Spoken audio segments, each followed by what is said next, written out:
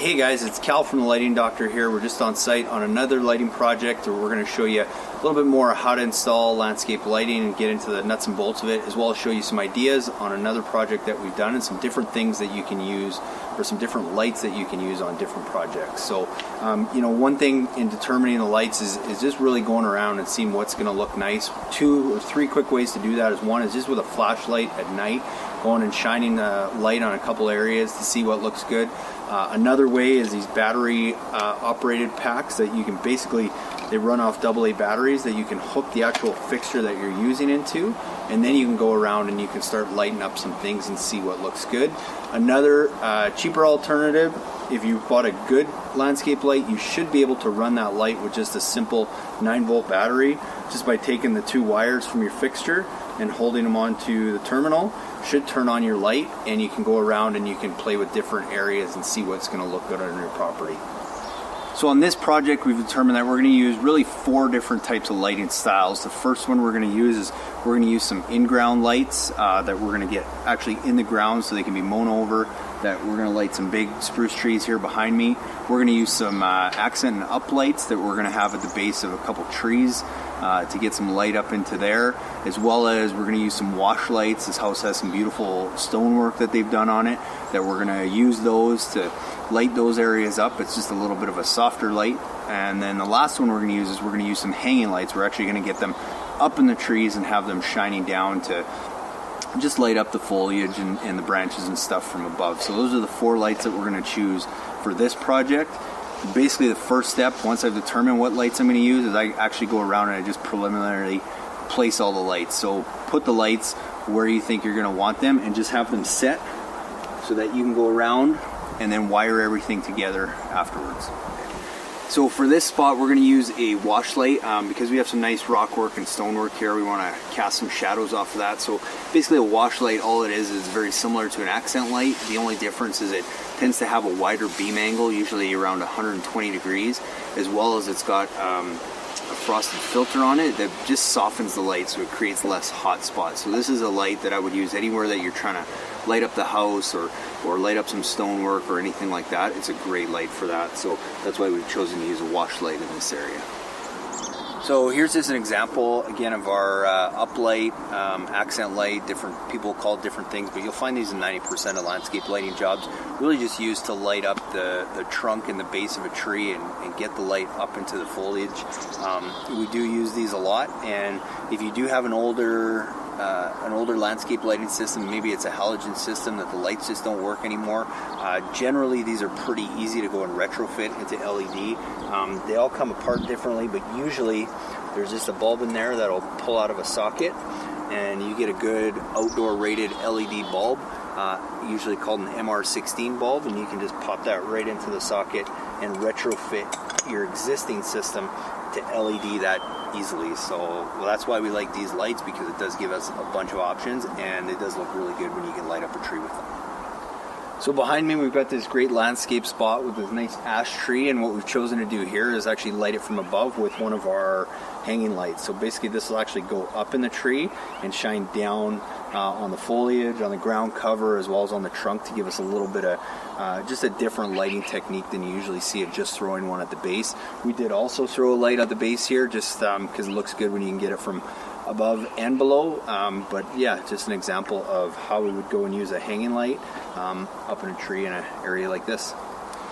Just want to explain a little bit about the transformer. So basically the brains of your system. After you've placed your lights and you know what kind of lights you're going to use, the next step is determining what size transformer you're going to use. So a real simple way to do this, and if you're using a good quality light, when you buy it, it'll usually tell you how many watts that fixture is actually going to produce. If not, it'll usually tell you, if you actually look on the bulb, it'll tell you if it's 4.5 watts, 5.5 watts.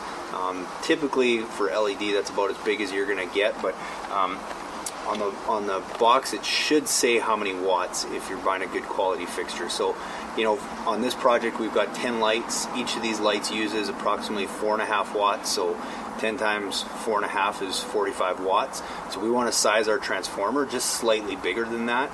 The better quality light that you have, the less you got to oversize your transformer. If you're using a really cheap cheap light or a low quality light, you probably want to give yourself a little bit more room because the light's going to actually use more power than that might actually say.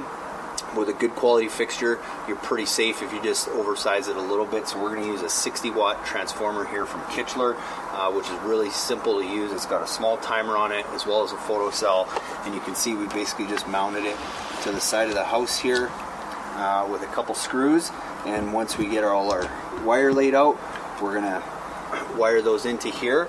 And then something we've done to kind of take it to the next level and make this Wi-Fi is we've added something called it's from Weon. It's an outdoor Wi-Fi timer switch that we use with a lot of our transformers, as well as you can use it with Christmas lights or whatever. And how we use this is basically we just plug this into our GFCI receptacle, and then we plug our transformer directly into that.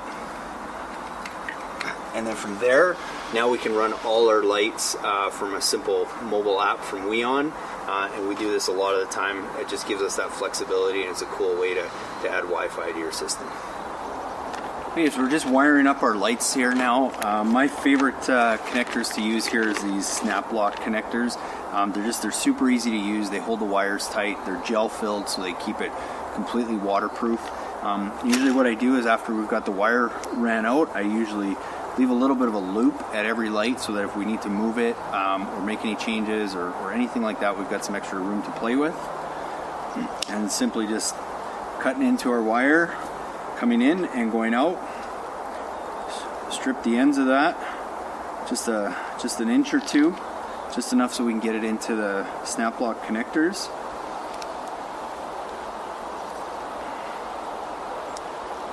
And then we'll also have our two wires that go to our fixture. So in this case, we've actually got an in-ground fixture that we're using. So we've got that, and we've got the wires there. So just twist off the ends so we can get them in nice and clean to our snap lock connectors.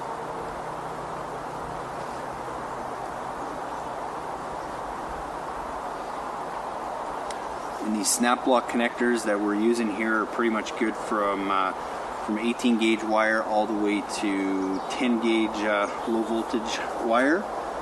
So what you do is they just open up. There's a couple ports on the bottom.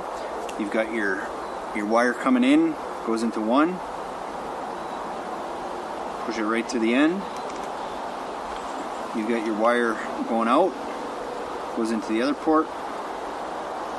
And then you've got your fixture wire, goes into the last port. And then you snap that tight, and you can see those wires aren't coming loose. And then you do that with your other set of wires. Open it up. You got your fixture wire, it goes in one. Your wire coming in goes into another, and your wire going out into the last port.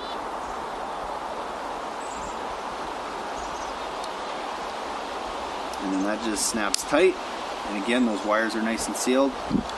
Take any extra wire, just put it down to the bottom, place your fixture, and you're good to go.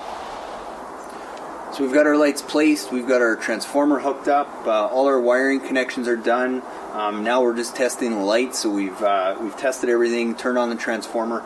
All our lights work. I always recommend doing that before you go and start finally burying everything. But since that's all done, we know all our lights work. Last thing is we're just going to bury all our extra wire, and we're going to place and set our lights.